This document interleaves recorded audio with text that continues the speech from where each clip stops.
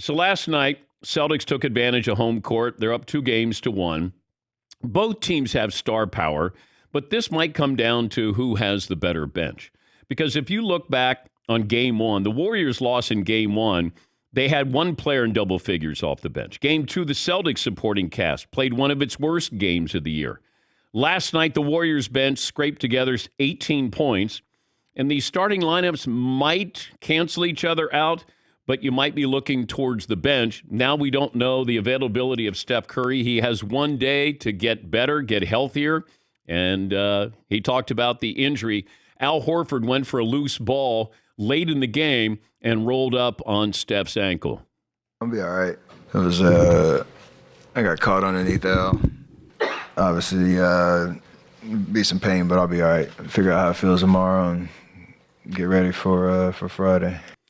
It's not a dirty play. He didn't accuse him of doing something dirty. It was just one of those wrong place, wrong time. And he's already got a tender ankle. He's had tender ankles for a long, long time, basically since he got into the NBA. But it's not his fault that they didn't win last night. I did have questions about Steve Kerr holding out Steph Curry. This is the NBA Finals. If Jimmy Butler can, play 48 minutes, I need Steph Curry to play as long as he can because Klay played well last night. Take advantage of Klay playing well because I can't count on that the next game. I got to get a supporting cast here to do something, but I would have kept Steph Curry in as long as I could, unless there's something else that was going on behind the scenes, but I would have kept him in longer. Yes, Seton? It seemed like the Warriors pulled the plug a little early. Yeah. I didn't understand why that was. I mean, they're a team that can put points on the board as fast as anybody. Yes. I didn't understand it either. And I don't know if Steve Kerr addressed that. It felt like the questions had more to do with the Celtics fans and the chant they had for Draymond Green. Here's Steve Kerr. Your thoughts on the crowd's response to him all night? On the crowd's response to Draymond? Classy.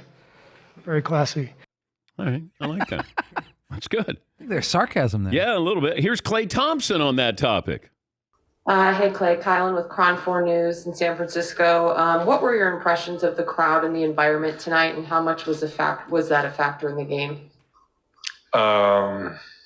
It was not a factor. We played in front of rude people before, dropping F-bombs with children in the crowd. Real classy. Good job, Boston. Okay. I guess they all got the talking point about make sure we call this classy. Hey, by the way, classy is the word. Let's talk about it being classy. Okay. All right. Ready? Let's go. Yeah, Paul. Do the fans at Warriors home games not swear? I'm curious if their fans are different. I don't know if they chant, F you to somebody on the other team. I don't know. I'm guessing Klay doesn't curse during the game either. Probably not. Warriors fans, we there's don't children. like you. We don't like you. We'd prefer you leave. Real We don't polite. appreciate that gesture. Yes. Thanks, but no. And Draymond's strategy and how he plays the game, and what words would you use to describe that if they're getting on the non-classy Celtics fans? Well, Draymond Green has to realize, and I'm sure he does today, you still have to play basketball. You can be a character.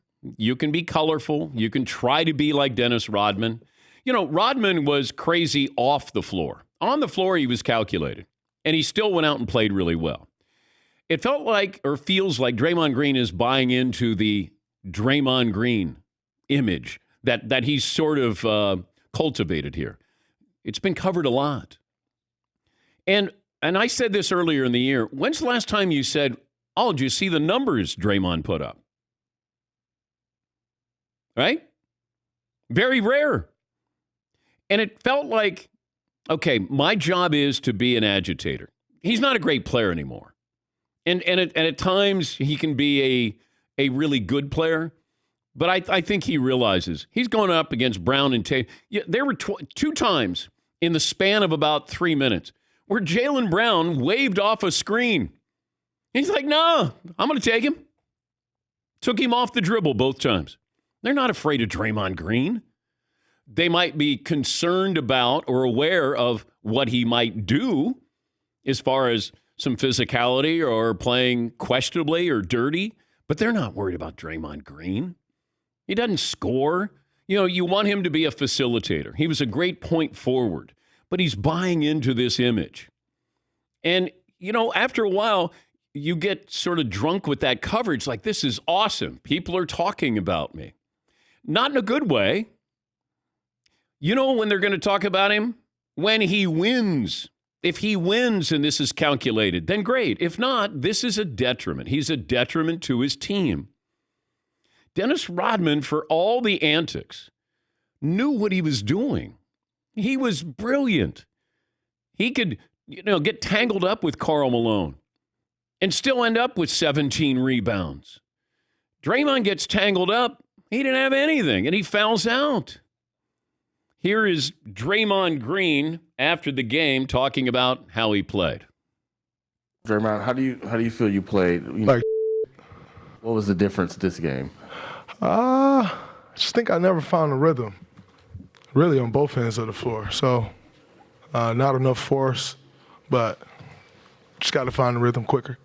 Yeah, but I don't know what he's trying to find a rhythm for. Being an agitator or actually playing basketball? Because they're two separate entities here. You've got to play basketball. You really want to hurt the Celtics? Play great basketball. Not, hey, I'm going to pull on Jason Tatum's shoulder or I'm going to bump into Jaylen Brown. Like, the Celtics aren't intimidated. Like, you got to understand that. Remember, I was told the experience here. The experience is going to show up. Has it? To me, it looks like the Celtics are playing a little bit more with more composure. Oh, you got to that experience. Okay, Draymond's got all this experience. That ain't helping you. Steve Kerr, all this experience. That's not helping you. Steph Curry played well, but he's got to take inventory and say, guys, we need help. Because if I got Marcus Smart, Jaylen Brown, Jason Tatum, and they're combining for 75, I got to get somebody to help me out a little bit. Because I don't think Steph can go off for 40. Not like he used to. Celtics held the Warriors to 11 points in the fourth quarter. That's the fewest points scored in the fourth quarter of an NBA Finals game since 2006, when the Mavs scored 7 in the fourth quarter of Game 4. Stat of the day, stat of the day, stat of the day, stat of the day. Here comes that what? Stat of the day. Stat of the day brought to you by Panini America, the official trading cards of the Dan Patrick Show. Here's Draymond Green going back and forth with a reporter about Draymond's podcast. I don't say much different on the podcast than I say to you right here. So, nah. What's the X's and O's that I said on the podcast? You all right? Yeah, actually, the only real thing I noticed that really stood out, you talked about how to cover White, Smart, and Horford differently between games 1 and 2. That was really only... Oh, yeah, that was just contesting shots. If that's X's and O's, then you reaching for something. It's all good, though. Keep going. You went for it, but hey, respect. Appreciate the podcast promo you just gave me, though. The Draymond Green Show. Next time, just mention it that way. You got it. All right. Once again, you got it. Yeah. We're focused on the wrong things here. We are. Draymond loves the coverage. It feels like, I don't know, what can we talk about? Can we talk about the Warriors' lack of production? Can we talk about Steve Kerr with a questionable coaching move? Can we talk about the Celtics responding like they have all year long? They don't lose back-to-back games. No, let's talk about Draymond in a podcast. Draymond fouls out. Draymond doesn't do anything. Draymond gets into his own head. Really? Yes, Eden. Can you explain this Warriors third quarter thing to me? I can't. What is that? Well, we talk about adjustments. Patriots famous for their adjustments. Famous. Halftime, come out third quarter, always great. If you're Boston and you know Golden State is really good in the third quarter, do you change your approach? Like at some point you go, man, they're really good in the third quarter. Maybe change what you do in the third quarter? Or if you just say, we'll give them the third quarter. We're going to win the first, second, and fourth quarter. Man, they're really good in the fourth quarter.